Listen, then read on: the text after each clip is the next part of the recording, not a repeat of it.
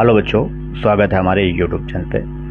चलिए आज हम बात करेंगे एक इम्पोर्टेंट चैप्टर की। फिजिक्स में है भौतिक विज्ञान का एक पहला चैप्टर है मात्रक और इकाई। इसमें आने वाले जो इम्पोर्टेंट क्वेश्चंस हैं उनके बारे में हम इसमें चर्चा करने वाले हैं। देखो बच्चों, जैसा कि हम जानते हैं भौतिक राशियाँ कितनी हैं, तो भौतिक राशियाँ 7 हैं। कौन कौन सी भौतिक राशियाँ होती हैं? एक है लंबाई, समय, ताप, विद्युत धारा, ज्योति तीव्रता और पदार्थ का परिमाण। ये 7 भौतिक राशियां हैं। इनके मात्रक क्या हैं, इनको भी जानना बहुत जरूरी है। देखो, लंबाई का मात्रक मीटर होता है, द्रव्यमान का मात्रक किलोग्राम होता है, और समय का सेकंड होता है, ताप का केल्विन होता है, विद्युत धारा का एम्पियर, ज्योति तीव्रता का कैडेला और पदार्थ का परिमाण का मात्रक मोल होता है। तो ये मूल मात्रक होते हैं, ये ध्यान रखना। मूल मात्रक मतलब इन्हीं से सभी मात्रों का जन्म हुआ है, ये मूल होते हैं। जैसे बल, बल का मात्रक क्या होता है? किलोग्राम मीटर पर सेकेंड स्क्वायर, ये होता है ना। तो ये जो बल के मात्रक बने हैं, इन्हीं मूल मात्रकों की सहायता से ही बने हैं। यानी हमें मूल मात्रकों का पता होना बहुत जरूरी है। 7 मूल मात्रक होते हैं, याद रखना। अब बात करते हैं इन मूल मात्रकों से कुछ राशियों के मात्रक बने हैं उनके बारे में। जैसे कि आयतन, हम जानते हैं आयतन का फार्मूला होता है लंबाई गुणे चौड़ाई गुणे ऊंचाई, होता है ना। लंबाई का मात्रक मीटर, चौड़ाई का मात्रक मीटर और ऊंचाई का मात्रक भी मीटर होता है। जब इसको हम इनटू में सभी को लिखेंगे तो मीटर क्यूब बनेगा, यानी आयतन का मात्रक होता है मीटर क्यूब। बात करते हैं घनत्व का मात्रक। हम जानते हैं कि घनत्व का मात्रक होता है द्रव्यमान बटे आयतन, ये इसका फार्मूला होता है। घनत्व बराबर द्रव्यमान बटे आयतन। द्रव्यमान का किलोग्राम होता है और आयतन का मीटर क्यूब होता है। तो आंसर इसका मात्रक क्या बना घनत्व का? द्रव्यमान बटे मीटर क्यूब, केजी पर मीटर क्यूब। अब बात करेंगे त्वरण। देखो, वेग परिवर्तन की दर को त्वरण कहा जाता है। जैसे ही किसी वस्तु को हम ऊपर से, जैसे किसी ऊंचाई से डालते हैं, तो हर एक पॉइंट से जैसे जैसे नीचे वो वस्तु आएगी उसके वेग में परिवर्तन होता हुआ तुम्हें दिखेगा, यानी एक्सेलरेशन उसके अंदर है। तो अब बात करते हैं त्वरण की। त्वरण का मात्रक मीटर पर सेकेंड स्क्वायर होता है। नेक्स्ट है बल। बल का मात्रक अभी हमने बताया था, बल F बराबर ma होता है। F का मात्रक यानी द्रव्यमान का मात्रक किलोग्राम और a यानी त्वरण का मात्रक मीटर पर सेकेंड स्क्वायर होता है। अब चलिए कुछ इंपॉर्टेंट और भी मात्रक हम लोग पढ़ेंगे यहाँ पर। यस, कार्य। देखो, कार्य का मात्रक वैसे तो जूल होता है, ठीक है, लेकिन कार्य का फार्मूला होता है कार्य W बराबर बल गुणे विस्थापन। W बराबर F इंटू D होता है। F माने बल और D माने विस्थापन। F का मात्रक हमने अभी पढ़ा, किलोग्राम प्रति मीटर स्क्वायर, ये तो होता है। और विस्थापन यानी विस्थापन का मात्रक मीटर होता है। तो कार्य का मात्रक जूल होता है और न्यूटन इंटू मीटर भी होता है, ठीक है। शक्ति यानी पावर का मात्रक क्या होता है? P बराबर W अपान T। W का मात्रक जूल और T का मात्रक सेकंड। तो पावर का मात्रक जूल प्रति सेकंड भी होता है। ओके, चलिए अब बात करते हैं। देखो, जूल प्रति सेकंड को बेटा 1 वाट भी कहा जाता है। तो याद रखना, रिलेशन वाट जूल और सेकंड में होता है। 1 वाट बराबर जूल प्रति सेकंड। एक समतल कोण होता है, उसका मात्रक रेडियन होता है। एक होता है घन कोण, जिसका मात्रक स्टेरेडियन होने वाला है। आप कुछ इंपॉर्टेंट क्वेश्चन की बात करेंगे जो आने वाले एग्जाम के लिए बहुत ज़्यादा इंपॉर्टेंट होने वाले हैं। तो तुम लोग उन क्वेश्चनों को नोट करके लिख सकते हैं, ठीक है। जैसे लिखा है, निम्नलिखित में से कौन सी मूल राशि भौतिक राशि है? तो हमने अभी भी भौतिक राशियों के बारे में आपको बताया है, तो आप लोग बताइए।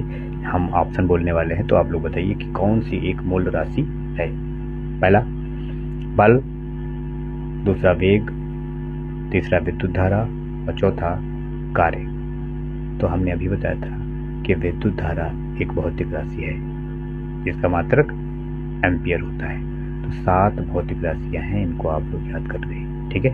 अगला क्वेश्चन, शक्ति का मात्रक क्या होता है? तो हमने अभी बताया था शक्ति P बराबर W बटा T, यानी जूल प्रति सेकेंड होता है, यानी वाट भी मात्रक है और जूल प्रति सेकेंड भी मात्रक होता है।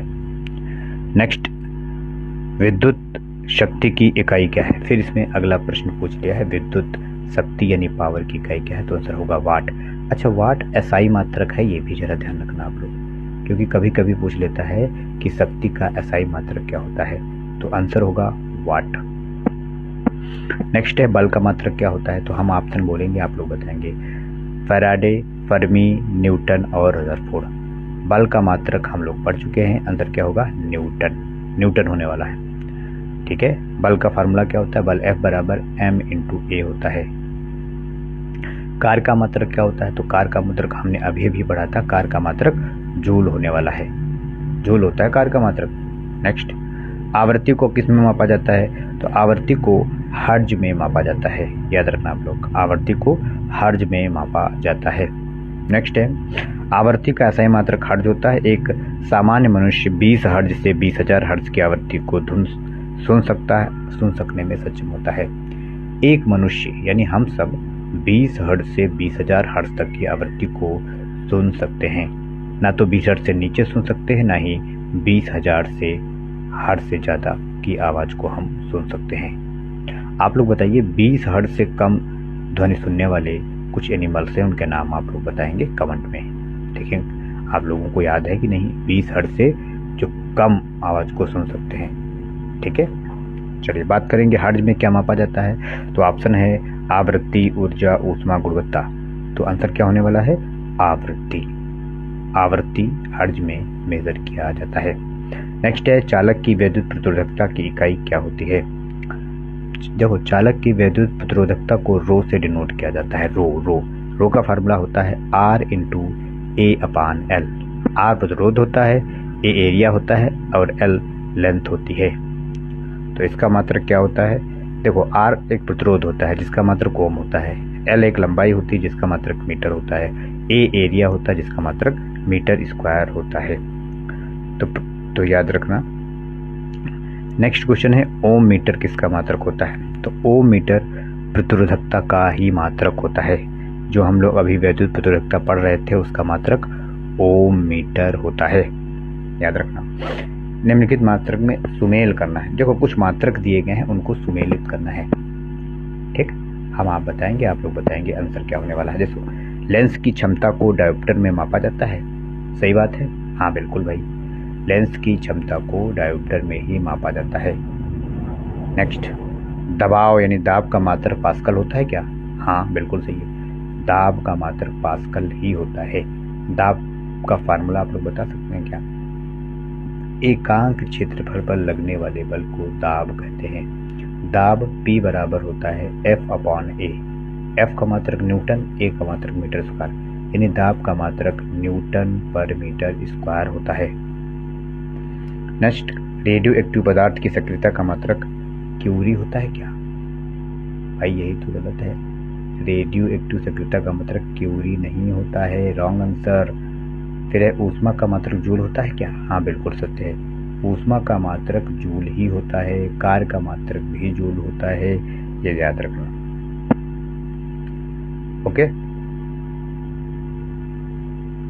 नेक्स्ट क्वेश्चन है, प्रकाश वर्ष किसकी इकाई है? तो आप लोग सोच रहे हैं प्रकाश वर्ष यानी कुछ समय जैसा लग रहा है, तो ये समय की इकाई हो सकती है? नहीं, सबसे ज्यादा कंफ्यूजन क्वेश्चन यही है। प्रकाश वर्ष दूरी का मात्रक होता है। एक प्रकाश वर्ष में 9.43 10 की पावर कितने होते हैं बता सकते हो? 15 मीटर या 11 मीटर? तो आंसर होगा 15 मीटर। 9.46 इंटू 10 की पावर 15 मीटर होते हैं। एक प्रकाश वर्ष में 9.46 इंटू 10 की पावर 15 मीटर होते हैं, ध्यान रखना। और ये दूरी का मात्रक होता है, ये भी ध्यान रखना। प्रकाश वर्ष क्या है? फिर देखो क्वेश्चन इसलिए रिपीट किया, प्रकाश वर्ष। तो एक वर्ष में प्रकाश द्वारा तय की गई दूरी को प्रकाश वर्ष कहा जाता है। प्रकाश वर्ष, एक प्रकाश वर्ष ये तो दूरी का मात्रक होता है। तो एक प्रकाश वर्ष में 9.46 10 की पावर 15 मीटर होते हैं। नेक्स्ट, खगोलीय दूरियां प्रकाश वर्ष में मापे जाने का कारण निम्नलिखित में से कौन सा है? भाई क्यों प्रकाश वर्ष द्वारा मापी जाती हैं खगोलीय दूरियां, इसका क्या कारण हो सकता है? तो प्रकाश की गति सदैव एक समान होती है, इसलिए ऐसा किया जाता है। ये तो जानते हो। अच्छा बताओ, प्रकाश की गति होती कितनी है, बता सकते हैं आप? मैं बताता हूँ, 3 × 10⁸ मीटर पर सेकेंड ये प्रकाश की गति होती है, याद रखना। ठीक है। नेक्स्ट है, एक पारसेक तारों की संबंधित दूरियां मापने का मात्रक किसके बराबर होता है? एक पारसेक ये भी दूरी का मात्रक है। ये होता कितना है? 3.25 प्रकाश वर्ष के बराबर है। एक पारसेक बराबर 3.25 प्रकाश वर्ष होता है, ये ध्यान रखना। ओके। पारसेक किसका मात्रक होता है? देखो क्वेश्चन पूछ लिया है, पारसेक किसका मात्रक होता है, तो आंसर होगा जाहिर सी बात है दूरी का मात्रक। प्रकाश वर्ष भी दूरी का मात्रक, पारसेक भी दूरी का मात्रक होता है। नेक्स्ट है, हाँ, 1 नैनोमीटर में कितने मीटर होते हैं? नौ निकल रहा है ना, तो 1 नैनोमीटर में 10⁻⁹ मीटर होता है। अच्छा तो 1 माइक्रो में कितने मीटर होते हैं? तो 1 माइक्रो में 10⁻⁻6 मीटर होता है। अच्छा तो 1 एंगस्ट्रॉन्ग में कितने होते हैं? तो 1 एंगस्ट्रॉन्ग में 10⁻10 मीटर होता है। नेक्स्ट, एम्पियर मापने की इकाई क्या है? हमने अभी बताया था, विद्युत धारा का मात्रक क्या होता है? एम्पियर, याद रखना। तो विद्युत धारा को मापने की इकाई क्या है? एम्पियर, ये ध्यान रखना। मेगावाट बिजली के नापने की इकाई है जो क्या की जा सकती है? उत्पादित की जा सकती है। मेगावाट बिजली कैसे उत्पादित की जा सकती है ना, ये ध्यान रखना। कुछ मात्रक हैं, हम उनके मिलान दिए हैं, तो आप लोग बताना क्या सही है क्या। अच्छा बताओ, त्वरण का मात्रक क्या होता है? तो हमने अभी पढ़ा था, मीटर प्रति सेकेंड स्क्वायर, ये त्वरण का मात्रक होता है। फिर है बल का मात्रक क्या होता है? बल का मात्रक न्यूटन होता है। नेक्स्ट है कार्य का मात्रक, तो अभी हमने पढ़ा था कार्य का मात्रक जूल होता है। फिर है आवेग, आवेग का मात्रक न्यूटन सेकेंड होता है। आवेग का मात्रक न्यूटन सेकेंड होता है। नेक्स्ट है वाट, किसका मात्रक है? तो हमने वही पढ़ा था, पावर पी का मात्रक वाट होता है, क्योंकि पावर पी बराबर होता है W/T। W का मात्रक जूल, टी का सेकेंड, यानी जूल प्रति सेकेंड, और 1 वाट बराबर भी होता है 1 जूल प्रति सेकेंड, ये ध्यान रखना। नेक्स्ट है नॉट, किसका मात्रक होता है? तो नॉट आप लोग समुद्री जहाज की गति मापने के लिए किसका प्रयोग करते हैं? नॉट का। समुद्री जहाज की गति को मापने के लिए हम लोग नॉट का यूज करते हैं, नॉट। नौसंचालन की दूरी को नॉटिकल मील में मापते हैं। नौसंचालन की दूरी को नॉटिकल मील में मापा जाता है।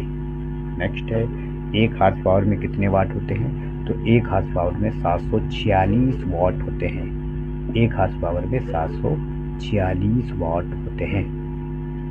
नेक्स्ट है कौन सी सुमेलित नहीं है? एक नॉट, जहाज के चाल की माप को मापना है तो नॉट का इस्तेमाल करना पड़ेगा। नेक्स्ट है नॉटिकल मील, नौ संचालक में प्रयुक्त दूरी की इकाई।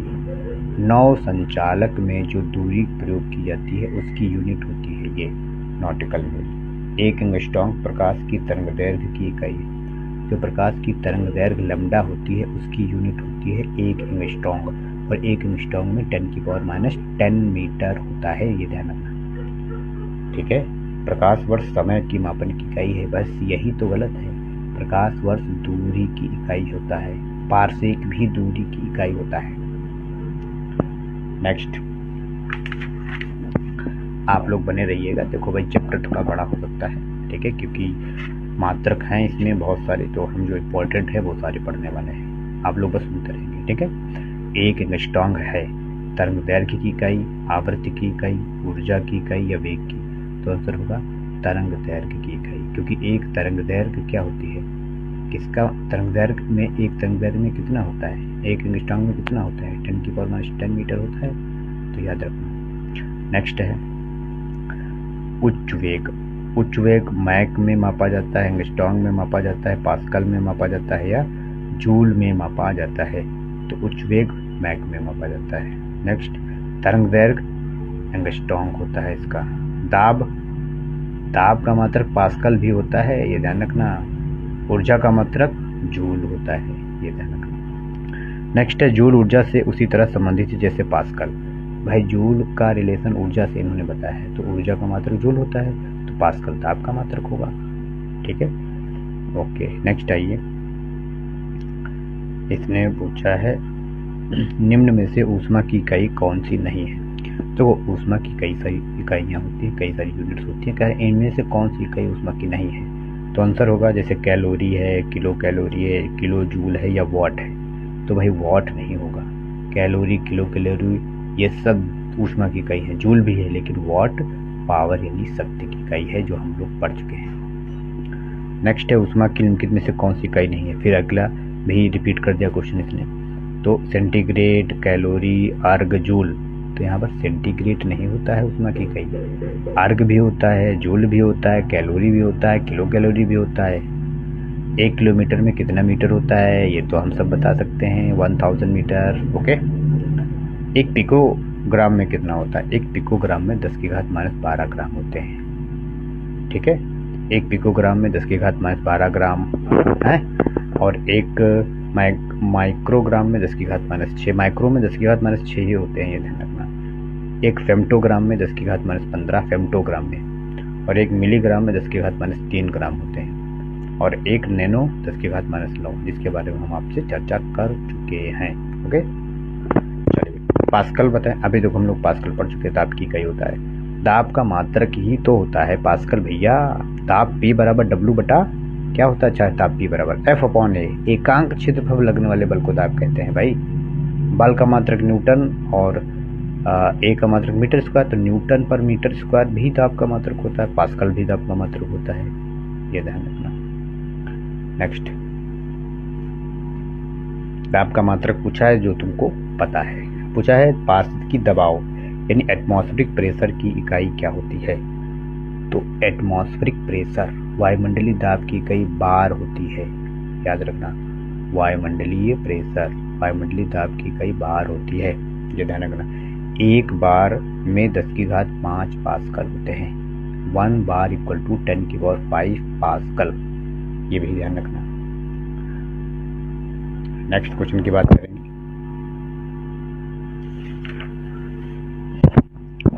आप लोग बने रहिएगा भाई, चैप्टर बड़ा है लेकिन आप सुनते होंगे, अच्छा लग रहा होगा। ठीक है, 1 बार में 10⁵ क्या होते हैं आप लोग बताइए। अभी हमने बताया था, अब नहीं बताएंगे बार बार।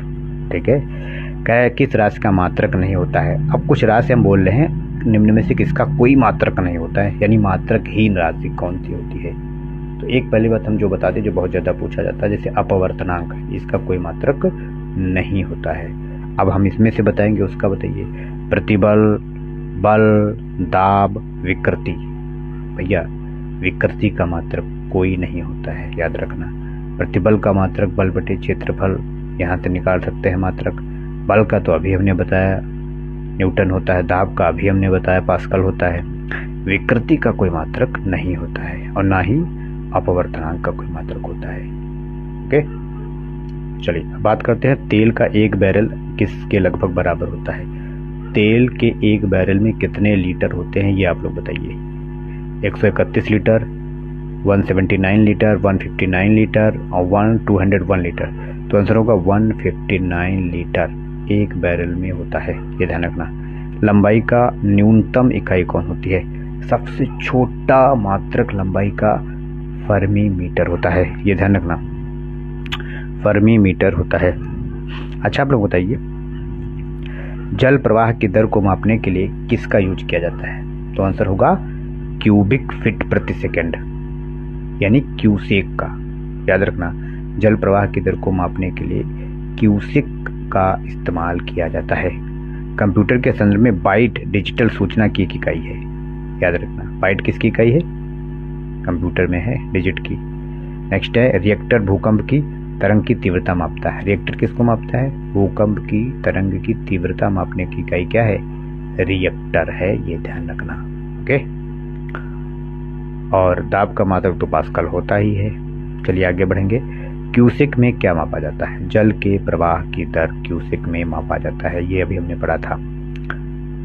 ठीक है, नेक्स्ट है कौन सा एक वायुमंडलीय की ओजोन परत की मोटाई मापने वाली इकाई है, बताइए। ओजोन जो लेयर है उसको मापने की इकाई क्या होती है? तो आंसर होगा डॉप्सन। ओजोन दिवस अच्छा कब मनाया जाता है, बता सकते हो?